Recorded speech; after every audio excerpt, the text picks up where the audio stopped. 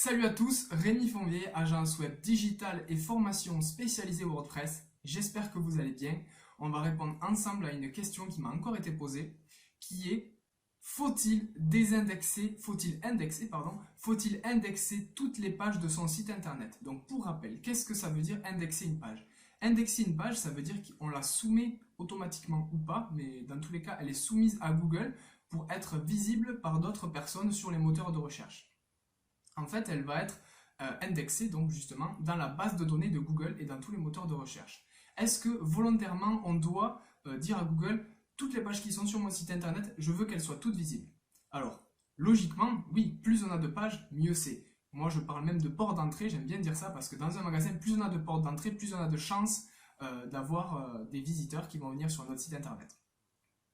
Pourquoi il ne faut pas indexer toutes les pages? C'est super important, moi je recommande de ne pas indexer toutes les pages, comme par exemple la page espace membre, la page mention légale, politique de confidentialité, RGPD, politique de cookies, conditions générales de vente, d'utilisation, de prestations, etc. Toutes ces pages n'ont aucun intérêt sur le site internet pour Google, pour les moteurs de recherche.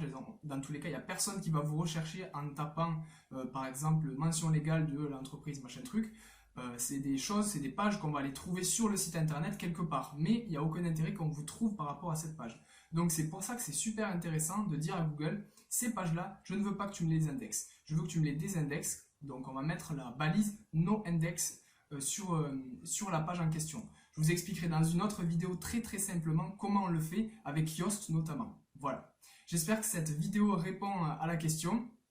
On se retrouvera dans une prochaine vidéo. Pour ceux qui sont encore là et qui veulent optimiser leur site pour le référencement naturel, qui cherchent à optimiser leur site WordPress pour le référencement naturel, j'ai écrit donc du coup un article par rapport à cette vidéo juste en dessous de cette description. Il vous suffit de cliquer, vous allez avoir le détail de ce que j'ai fait. Vous pourrez même avoir accès à la vidéo ou à l'article concernant le fait de désindexer des pages avec Yoast ou un autre outil. Et je vous propose également de vous offrir un guide, une checklist pour optimiser votre site pour le référencement naturel, votre site WordPress pour le référencement naturel.